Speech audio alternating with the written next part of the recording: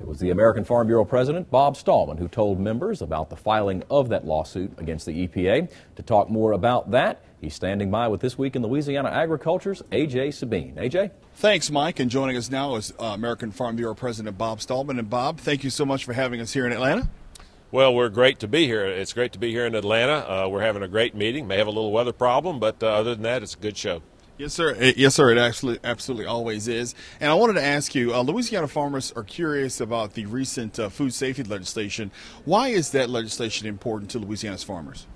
Well, the overall goal of it is obviously important, and that is to increase the safety of the food in this country. Now, having said that, we're not sure the legislation, the details of it, when it's implemented, is going to have the intended effect. Well, the regulatory process will determine how that law plays out. We're concerned about not having the funding to implement it, and frankly, we're a little concerned about moving away from from a risk-based approach to a size approach, i.e., there is an exemption, at least a partial exemption, for those operations that sell less than $500,000 worth of product. That isn't related to whether that product is safe or not coming from those operations. And so I think we have more questions than we have answers right now. Bob, you said in your speech today in Atlanta that the gloves are off with the EPA and Louisiana's farmers and America's farmers as well in terms of greenhouse gas regulations and other regulatory issues. What's the Farm Bureau stance on that, and what can Louisiana's farmers look forward to in this lawsuit?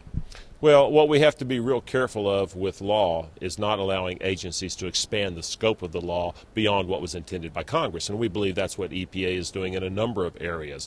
We are filing suit against the EPA relative to their regulation of the proposed regulation of the Chesapeake Bay region, their total maximum daily loads. We believe that it'll drive agriculture out of that watershed. Worse yet, and this is important for Louisiana, EPA has said they'll use that same model for the Mississippi River watershed.